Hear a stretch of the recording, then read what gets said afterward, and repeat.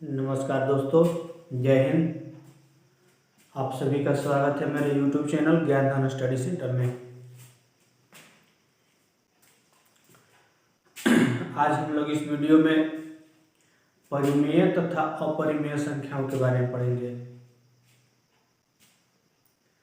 बहुत ही महत्वपूर्ण टॉपिक है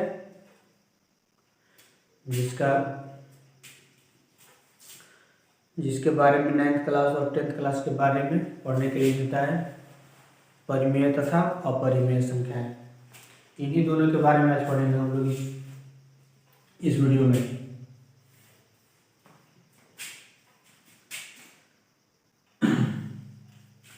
चलिए बता दे रहा हूं आप लोगों को।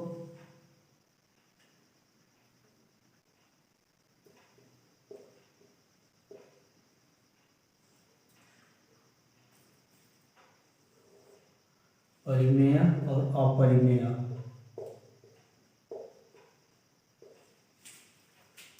इंग्लिश में इसको बोलते हैं रेशनल नंबर।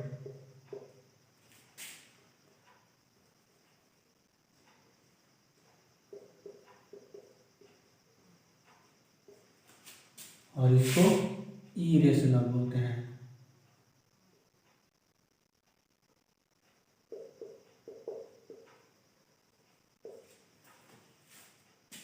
परिमेय तथा अपरिमेय। तो परिमेय संख्या किसे कहते हैं? जिस संख्या को हम p/q के रूप में लिख सकते हैं उसे परिमेय संख्या कहते हैं। इसका परिभाषा होगा, जिस संख्या को हम p/q के रूप में लिख सकते हैं उसे परिमेय संख्या कहते हैं। जैसे मैं बता दें आपको, p/q यानी कि भिन्न के रूप में जिसे हम लिख सकते हैं वो परिमेय संख्या होगा। जहां q = नॉट जीरो होता है, q = नॉट जीरो। इसका मतलब हो गया कि जो p/q है यानी अंश और हर, इसमें q का मान कभी भी जीरो नहीं होता है, यानी नीचे जीरो कभी नहीं लिखेंगे। ठीक है। जैसे परिमेय संख्या का एग्जाम्पल क्या हो जाएगा, मान लीजिए 5/6 है, 10/8 है, 9 है, 12 है। ये सभी संख्या भिन्न में है, क्योंकि इनके नीचे कुछ नहीं तो क्या होता है एक, इसके नीचे भी कुछ नहीं है तो क्या एक। तो ये भी क्या हो गया, बटा में भिन्न में आ गया, यानी कि p/q के रूप में आ गया। तो ये क्या हुआ, परिमेय संख्या। -3/1 भी हो जाएगा, माइनस से ऋणात्मक में भी हो जाएगा, या 2.45 लिखे या 3.18 लिखे। ये सभी संख्या क्या है, परिमेय संख्या है। इन सब को भी हम लिख सकते हैं। मान लीजिए इसका मान कितना हो जाएगा, 245, 1 पर 2 तो 0 हो जाएगा, इतना लिख सकते हैं इसको। यानी कि ये भी परिमेय संख्या p/q के रूप में हो सकता है। ये भी हो जाएगा 318/10 पर जितना कहता हो 1 को उतना 0 देते हैं, तो ये भी बटा के रूप में आ जाएगा। तो ये सभी क्या होंगे, परिमेय संख्या।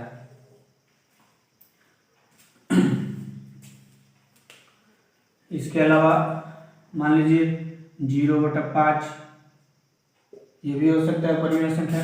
ऊपर 0 लिख सकते हैं लेकिन नीचे नहीं। अभी बताएं कि p/q में क्या होता है, q ≠ 0 होता है। यानी कभी भी हम संख्या को 5/0 लिखे, कहीं देखे हैं लिखते हुए ऐसा भिन्न में? नहीं, ऐसा नहीं होता है कभी। अगर ऐसा कभी मिले तो वो अपरिभाषित होता है। ठीक है। नीचे कभी भी 0 नहीं लिखा जाता है, यानी q का मान कभी 0 नहीं हो सकता है। तो वहीं क्या होगा, परिमेय संख्या, जिसे हम बटा के रूप में लिख सकते हैं। अब चलिए अपरिमेय, इसका परिभाषा होगा, ऐसी संख्या जिसे हम p/q के रूप में नहीं लिख सकते हैं। ऐसी संख्या जिसे हम p/q के रूप में नहीं लिख सकते हैं उसे अपरिमेय संख्या कहते हैं। तो कौन कौन सी ऐसी संख्या इसे हम बाटा के रूप में नहीं लिख सकते भिन्न में से? तो इसका एग्जाम्पल्स हो जाएगा, जैसे मान लीजिए √2 हो गया, √3 हो गया, √5 हो गया, √7 हो गया। ठीक है, इन सब को हम p/q के रूप में नहीं लिख सकते हैं। अब सोचेंगे कि इसके नीचे भी कुछ न एक होना चाहिए, ऐसे नहीं, ऐसा नहीं होता इसमें। क्यों नहीं होता है? इसे हम बाटा के रूप में क्यों नहीं लिख सकते हैं? तो क्या होता है कि अगर इसका हम वर्गमूल निकालेंगे, ये जितना भी लिखे इस सबका, यानी ऐसी संख्या जिसका पूरा पूरा वर्गमूल ना लिखे, अगर हम मान लीजिए रूट में 4 लिखेंगे तो ये परिमेय संख्या हो जाएगा। क्यों होगा? तो 4 का वर्गमूल कितना होता है? 2, और 2 के नीचे कुछ नहीं तो 1 होता है, तो ये बाटा के रूप में आ जाएगा। तो मतलब जिस संख्या का वर्गमूल निकल जाता है पूरा पूरा वो परिमेय होता है, और जिसका वर्गमूल ना निकलेगा पूरा पूरा वो अपरिमेय होता है। तो ये सब हो गया √2, √3, √5 और √7।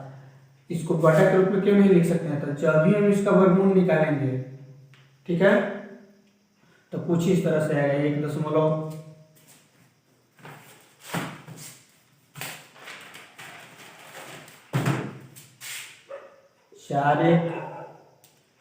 4 2 करके कुछ, मतलब इसी तरह से संख्या आता रहेगा।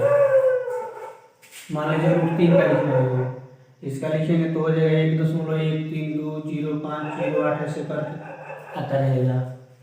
√5 का लिखेंगे तो उसका आएगा 2.242 कुछ करके ऐसे आते रहेगा। यानी कि क्या देखते हैं इसके दशमलव में, जब हम इसका वर्गमूल निकालेंगे तो दशमलव में क्या होता है कि कभी भी इसका अंत नहीं होगा, यानी शांत नहीं होगा, ये कट करके कभी भी शांत नहीं होगा, ये हमेशा क्या होगा, आगे ही बढ़ता चला जाएगा। ठीक है, और क्या होता है कि जो इसमें संख्या आते हैं दशमलव के बाद नॉन रिपीटिंग होते हैं। नॉन रिपीटिंग का मतलब एक ही अंक बार बार नहीं आता है, जैसे में अलग अलग आते रहेगा हमेशा। इसमें 1 2 एक के बाद 3 फिर 2 फिर 0 फिर 5 फिर 0 फिर 8, मानी एक ही संख्या बार बार नॉन रिपीटिंग नहीं, माने अंकों की पुनरावृत्ति नहीं होती है, अलग अलग संख्याएं आते रहते हैं। यानी कि हमेशा बढ़ता ही जाएगा, ये अनंत तक बढ़ता ही चला जाएगा, अब इसको लिख ही नहीं पाएंगे बटा में। ये सब का जितना का भी √2 का निकाले, √3 का निकाले, √5 का निकाले, √7 का निकाले वर्गमूल, सब क्या होगा? दशमलव पर अशांत होगा, और अशांत में कैसा होगा? तो होगा नॉन रिपीटिंग होगा, मैंने अंकों की पुनरावृत्ति नहीं होगी, मैंने अलग अलग अंक आते रहेंगे दशमलव के बाद, इसीलिए क्या हो गया ये अपरिमेय संख्या। ठीक है, ये हो जाएगा। चाहे मान लीजिए 2.3252743 ऐसे, ये भी अपरिमेय होगा, या 0.1001 00 फिर मान लीजिए 1 फिर 0001 इस तरह से आएगा, तो ये भी क्या होगा? अपरिमेय। ठीक है, अब क्या होता है कि ये अशांत है, लेकिन क्या होता है अंकों की पुनरावृत्ति नहीं होता है। अब अशांत में कुछ ऐसे दशमलव प्रसार होते हैं जो परिमेय होते हैं, जैसे मैं बता दे रहा हूँ आपको। मान लीजिए 3.33 आ रहा है बार बार दशमलव बदल रहे, तो ये क्या हो गया? ये इसमें दशमलव के बाद अंकों की पुनरावृत्ति हो रहा है, मैंने रिपीट हो रहा है बार बार, तो ये क्या होगा? ये परिमेय होगा। क्या होगा? ये परिमेय होगा। कैसे होगा? तो इसको हम इस तरह से लिख सकते हैं 3.3 के ऊपर 1 रेख,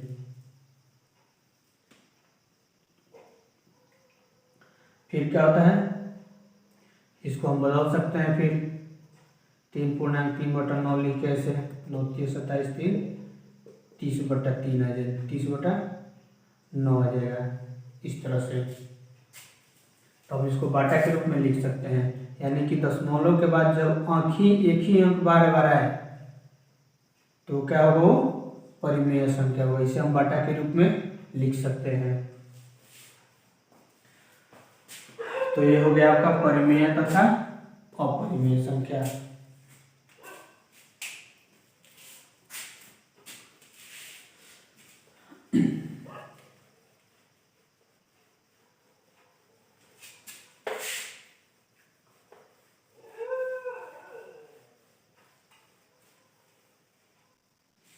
चलिए आपको अब एक और संख्या के बारे में बता देते हैं। ये कोई सहअभाज्य संख्या।